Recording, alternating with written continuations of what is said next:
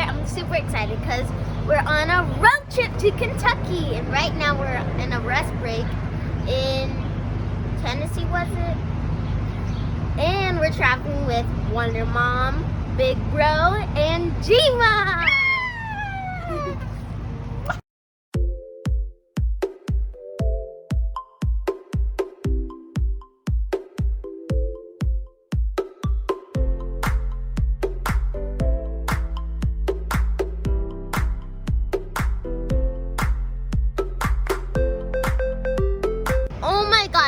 We've been in the car for 4.5 hours, and there's still half an hour left. At least we got it to Kentucky. Did you know that Kentucky was a bluegrass state? But I don't see any bluegrass.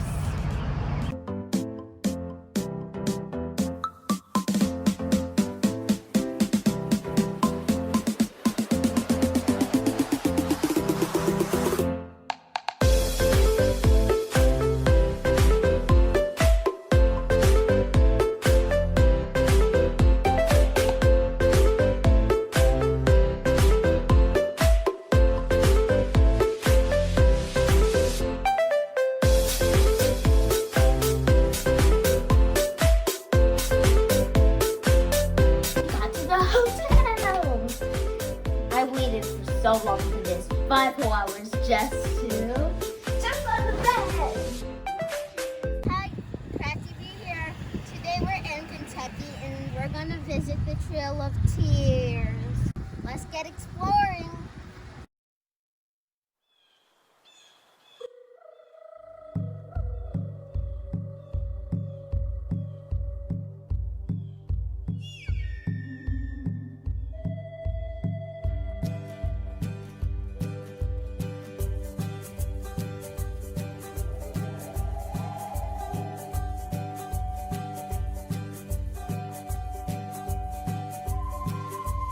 We're in the Cherokee room. Miss Christina is going to tell us all about the Trail of Tears in Hopkinsville. All right, hello everybody.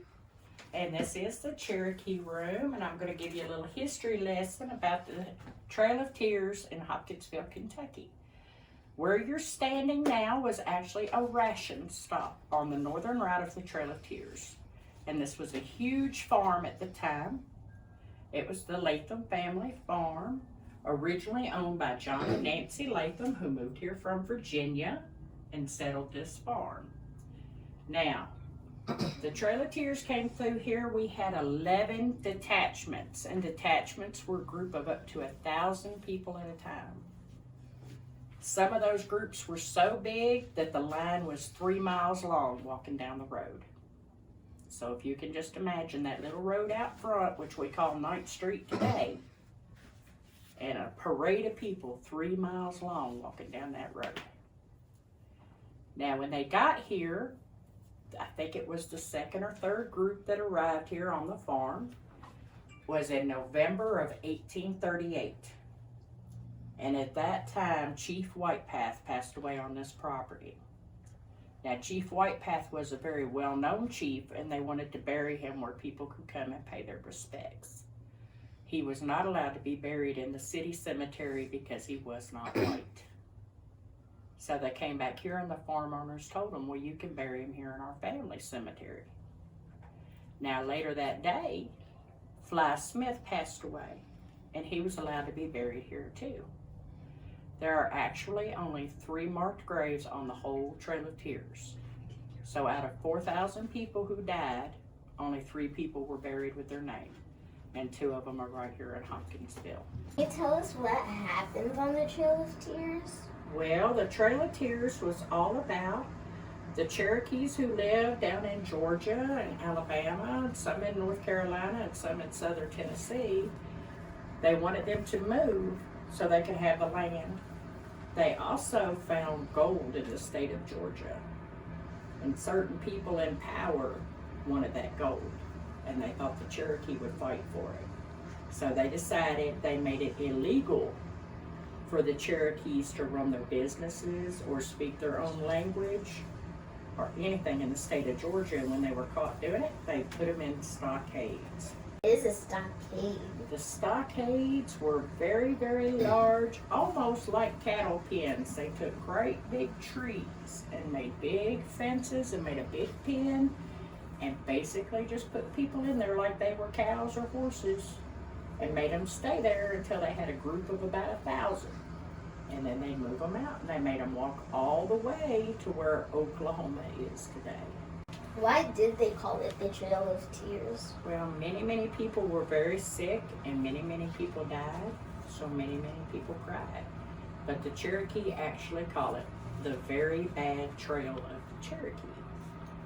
But it's hard to translate into the English language. So it's just kind of easier in English to say Trail of Tears. Who were on the trail and how many? There were about 14,000 to 16,000 people removed from their homes. That's a lot. That's a lot. And about a quarter of them passed away. Many of them actually passed away before they left because they got so sick being in the open air stockades. But many passed away on the trail, mostly the older people and the very, very young people because they couldn't handle the heat and the cold and those types of things that happen on the trail, being hungry. Was it just Cherokees on the trail? No, there were actually what we call all 5 civilized tribes on the Trail of Tears.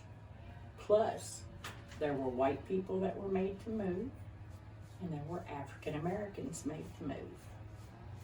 Down in the South, a lot of the Cherokees they were called slaves at the time. And they went with them, and there was at least 1,000 documented African Americans on the Cherokee removal. That's a lot. They actually live, there's a group in Oklahoma today called the Black Cherokee, and they're descendants of those who walked on the Trail of Tears. Now, not every Cherokee got removed on the Trail of Tears. Some people hid, some people escaped, and some people just stayed on the other side of the mountain way over in North Carolina, and they didn't care if they moved or not because that wasn't the property they wanted. So this was all about people in the government wanting land and what was on that land. Right now you're seeing stickball sticks. Stickball was a very important game, and it was a way for the Cherokee villages to handle disputes, especially land disputes or property disputes. They would not kill each other, they would actually play a ball game to settle their disagreements. Well, that was great. And you're now seeing Sequoia. Sequoia is the most famous Cherokee in history because he's the only person in the history of the whole world to create a written language on his own. The first book that was translated into Cherokee was the New Testament of the Bible, and we have a page from an 1860s Bible there in front of you. The Cherokee also started their own newspaper that was written in Cherokee and English, and it's still in publication today. Wow. It's called the Cherokee Phoenix. Okay, this is just to show you how the Cherokee people dressed. They dressed a lot like pioneers. They had a few differences. Cherokee men wore turbans every day instead of headdresses, and they used their turbans for pockets. They would put their money or their tobacco in the folds of the turban and carry it on their head. They also liked to wear cotton shirts because they were much cooler than deer skin, but they also always had one of these finger-woven belts around their waist or over their shoulder, and they used it to carry wood or use for an arm sling or anything that they might need a rope-type appendage for. And then you'll see here a Cherokee tear dress. And this is how the women dressed. They dressed a lot like the pioneer women. They didn't wear petticoats and things though, not a lot of that. It was too hot. And you always made sure your sleeves weren't too long to touch the pot when you were stirring it, and your bottom of your dress never touched the ground. These are actually called Cherokee pinch toe moccasins, and they're made out of one continuous piece of leather. And if you notice, Cherokee moccasins don't have fringe on them. They don't have fringe on them, they have flaps. And in the summertime and the springtime, you wear the flaps up. because the Cherokees lived in a lot of woods, and the flaps protected your ankles from being snake bitten. Those look comfortable. Oh my gosh, that was a lot of information. Great information too. Thank you, Miss Christine. You are so welcome. So the yellow flag represents the Eastern Cherokee people that did not walk during the Trail of Tears walking path. But as you notice, the orange one on the bottom is supposed to be the Western Cherokee people that did have to do that walk, which also has a black star in the upper corner, if you look very closely.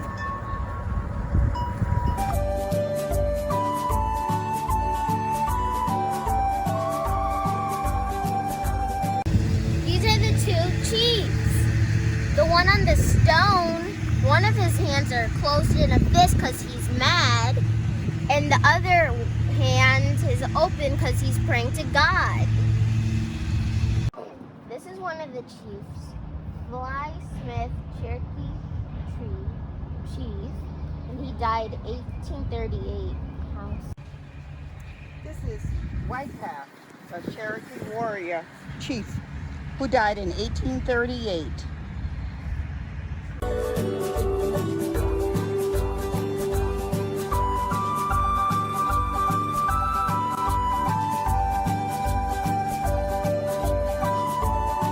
Crafty B here. We just made a pit stop at the Tennessee River. Isn't this gorgeous?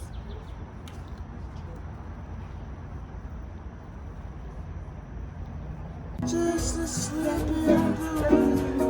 trying to live rent free inside of my guitar.